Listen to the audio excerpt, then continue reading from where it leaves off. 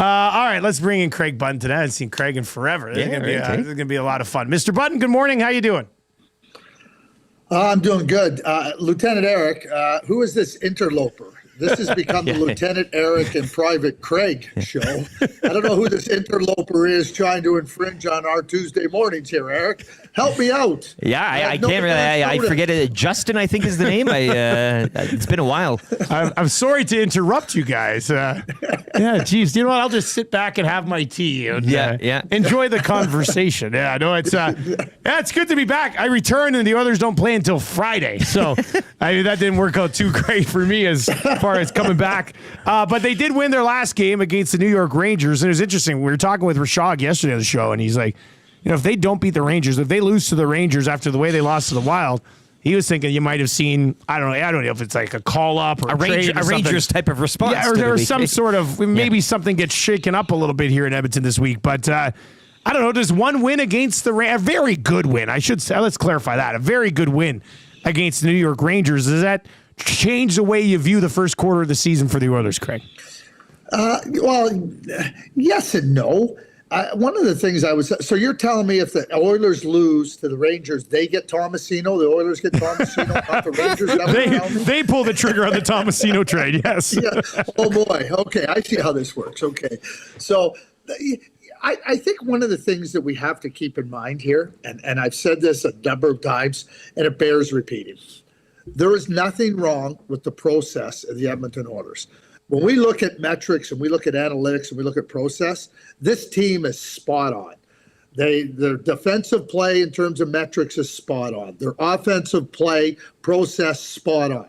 I think they have some issues. The goaltending, not spot on. The penalty killing, not spot on. And we can talk about some of those areas, and they haven't had enough finish. Even despite all the offensive process that's been so good, they haven't had enough finish. They haven't had enough ability to take advantage of that really good process. So, you look at the team and you say, okay, well, there's lots of good things going, and they're doing a lot of things. There's some things that have to be better. But all in all, I think with the significant changes that the Edmonton Oilers made after Game 7 of the Stanley Cup Final in June, that they get a real good chance to evaluate them where they are, and now they got to improve the team. This, in my view, this is not a Stanley Cup contending team. It's not strong enough. It's not deep enough. Not enough skill, not enough heft on the blue line. And I'm not talking about big, bulky guys. I'm talking about good players that can help you. I don't think they have enough to be considered a top Stanley Cup contender. But if they go out and Stan Bowman goes out and gets the players that he needs to get, then this team can move into that category. They're a good team. And certainly you got McDavid. I mean, McDavid, I'm watching that goal he scores against the Rangers on Saturday night. Like, it was like he showed up at the brick tournament and he said, okay, I'm going to come out here and I'm just going to kind of dazzle. That was the NHL he was doing that at. Anyway, you have 29 and 97 who are brilliant, but I think there's some really good things to take from this team. And now, and I've said it, I'm going to put their feet right to the fire. This is on management now to get this team better and improved. No other place. And it's on Stuart Skinner to be a better goaltender. And if he doesn't become better, go look for one. Craig, when it comes to the defensemen, I mean, everybody in the world knows that prior to the deadline at some point, they're going to get a defenseman. I mean, if they don't, it's a fail. I just don't know how they wouldn't. But should they be the team that leads the way in acquiring that first defenseman to move this year? Like, do they have to move urgently on it, do you think? Yes, yeah. I do believe that. I mean, we're coming up to the end of November. Everybody talks about American Thanksgiving. Yeah, I do, because a lot of teams are going to be chasing the same group of defensemen. Like, so teams that are trying to position themselves to be better, to try to push their team further ahead, those are everybody's looking at the same, I would say, group of defensemen. So getting in front of it, I think is certainly an advantage for the Edmonton Oilers. And when we talk about cap space, one of the decisions that they made with respect to not matching the offer sheets of Broberg and Holloway was giving themselves cap space so they could make those moves. Like, so you have cap space, go and try to get out in front of it as soon as you can. Craig Button with us on the show this morning. Craig, you mentioned some of the names in there that haven't been scoring, and we were going over it yesterday. Henrique, Nuge, Skinner, Hyman, like these guys are on pace for somewhere between 8 and 12, 13, 14 goals this year, which is unacceptable for all of them. You would assume that a few of these guys at least find their way offensively again. But when you group 3 or 4 of those guys together, are you legitimately worried about it a quarter of the way into the season, or is this something that sorts itself out? Well, I mean, but you didn't mention Arvidsson. I don't think you mentioned Arvidsson either. Yeah. I mean, that's 5 players. So they brought in Arvidsson and Skinner to help the offense that didn't, in my view, need much help. I mean, we're talking about one of the most prolific offensive teams in the league, and those 2 guys have not been prolific. They haven't been productive. I mean, you're talking about 3rd and 4th line production, and you're not getting any of it. Hyman, to me, has been completely unlucky. If we talk about luck of the draw, okay, he got 50 plus last year because everything went in. He's been unlucky. To me, his process has been really good. The rest of them, not very good. And so that's a cause for concern. That's a real cause for concern. The other concern that I have, and I'll be saying, Arvidsson's not a big guy, injury history. Skinner's not a big guy, you're counting on those guys to be top frontline players and top 2-line players. They're not dynamic. They're not big. I'm not so sure that you this is the type of players you want going into the grind of the playoffs. I'll be straightforward there. Craig, just skating around the NHL here. Looks like the Montgomery firing from Boston is working out for the Bruins. They get the Sacco bump, and last night the Blues getting the Montgomery bump, albeit 1 game, but the Blues, following the appointment, kind of last in offensive metrics. How high do you see Montgomery taking this Blues team in a quite top-heavy Central Division?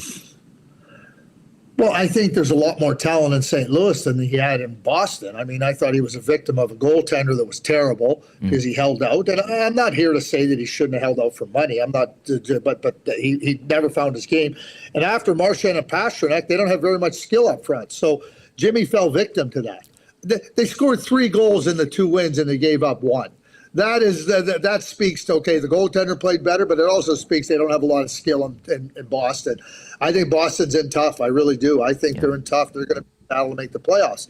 I think St. Louis is going to be in a battle to make the playoffs. But I also believe that what Doug Armstrong was looking at was a significant upgrade in the coaching area. And so Jim Montgomery becomes available. Doug was bold. And now working with young players and working with a group of players. They have some really good players. They have some really good young players. I don't think it's so much about this year, this stretch. It's about building this team to a point. Doug knew where he was at when he made some moves in the last few seasons. They got some really good young players. They're going to add some more. And I think that with that, Jim Montgomery becomes the coach that he felt was the one that could help now, but also be the guiding light for them in the days ahead and in the years ahead. TSN analyst Craig Button with us on the Nielsen Show this morning, brought to you by Pro-Am Sports. We were talking about the division. Dustin, can I just say something real quick? St. Louis ain't making the playoffs in my view. No, Eric, don't think so. It's too. They're not better. They're not better than Winnipeg. They're not better than Colorado. They're not better than Minnesota. They're not better than Dallas. So we're looking at second wild card at best for them, and I just don't see them being a team that's capable of doing it. So I didn't answer your question, but that's that we got there. Yeah. Yeah, well, second wildcard spot is where the Oilers sit right now, which is kind of where I wanted to get to the division because the Golden Knights are at the top. They've got 30 points. They're 14-6-2. Calgary's won 12 of their 22 games. The Kings have won half of their games. The Oilers have won half of their games. I don't know. Would you view the Pacific Division as a bit underwhelming so far this season compared to some of the others, or where's your view on the Pacific? Well, a lot of changes in the offseason for the Pacific Division. What happened in Vancouver, what happened in Vegas, what happened in Edmonton, and what happened in LA, bringing in Kemper, moving out Pierre-Luc Dubois. Yeah. Some pretty significant changes in the Pacific Division. And so I think that the fact of the matter is that you talk about winning half their games. You're on the plus side of the extra point bonus. So I think that when I look at a division, I think what it is it's tight, Dustin. It's tight. How I would look at it is what can separate. I think the good news for any of those teams is there's no real, in my view, separator. There's no separator there. So what can you do to improve your team? It's not like, I know some teams are dealing with injuries in different, but like there's no team that goes, oh boy, that's the team you're going to be chasing. So back to the question earlier about trying to go and find that defenseman, what can you do to give yourself an advantage right now? That's what I see in that Pacific Division. I don't think Calgary's going to be able to hang in there. I just don't. I don't think anybody would disagree with me right now. I think the biggest challenge for Calgary is I hope they don't have false illusions about where they're at and they start thinking they're going to add players. Because if they start thinking about adding players in this rebuild, it'll turn into like a mess. And when you start down, and it's been a nice year for the Flames, but be careful about where you're at and really what realistically you are. Craig, you had a new Craigslist out yesterday as well, and this on the eve of the CHL USA Prospect Challenge tonight and tomorrow. What can you tell us about that? Porter Martone setting the tone, as you put it in there, but what are some other names and faces we should be on the watch for? Well, I mean, when you watch the game on Tuesday night and Wednesday night, I mean, it's high-end prospects. I mean, the U.S. has a couple. They don't have more than that, Will Moore and Charlie Trethway, but the CHL roster's loaded. I mean, loaded with first-round draft picks. I mean, there's going to be 12, 13 guys that are drafted in the first round off of Team CHL. There might be 15. I mean, that's how good it is. I mean, when you look at all the players there, and I mean, you can go. I mean, Blake Fiddler, who plays for the Oil Kings. I mean, a big, strong, rugged. I mean, no doubt in my mind, a first rounder. You got Cole Reshney, who plays in Victoria. You've heard about Michael Misa, Cameron Schmidt in Vancouver. I mean, there's just so much talent on the ice for the CHL, and it'll be impressive to watch all those players. Specifically, to your question on Porter Martone. And I'll say this, and I've said it, I'm ready to draw a hard line underneath Porter Martone for this reason. I believe, and people can have different opinions and everything, but I believe when you're drafting players, you want difference makers. You want players that will help you win when it's the hardest time to win. Porter Martone, to me, is a Matthew Tkachuk, Brady Tkachuk type of player. I want that guy on my team. And I think he's unique. I don't think there's any other player like him in this draft. So when I say I'm ready to draw a hard line underneath him, that's the guy I think is the player that I would want number one, that I think is a difference maker. I don't see any flaws in his game, and any way you want to play, he's ready to play. I got asked this, what about his skating? Two things. I'm not here to do artistic merit like they do in figure skating, and it's not about putting a time watch on him for speed skating. I'm watching hockey players that'll play when it's hard and it's a grind. That's Porter Martone. Before I let you go, we got this text in. It says, good morning, guys. Darren here. Ask Button how he enjoyed doing color commentary for a junior game in Northern Ontario on Saturday night. What are you up to, Craig? Well, let me be quick. I was in Sioux Lookout, Ontario. Okay. You know, my mother-in-law comes from a family of 16. There's 53 grandchildren. That's why you have 9 weddings every summer, yeah. Right. Oh, you're right. Well, anyway, the oldest cousin, Rob, just a wonderful guy, passed away. So we went there for the celebration of his life and the service. So the Sioux Lookout Bombers, who went to the Centennial Cup last year in Oakville, they play in the in that part of the in the league in the Northern Ontario inner league. Anyway, so they asked me if I do some color commentary during the first period. I mean, it was fun. I mean, you have communities that get behind the junior teams. And obviously, I have lots of family there and friends, and so it was just a real pleasure to be able to do it for the Sioux Lookout Bombers. They won.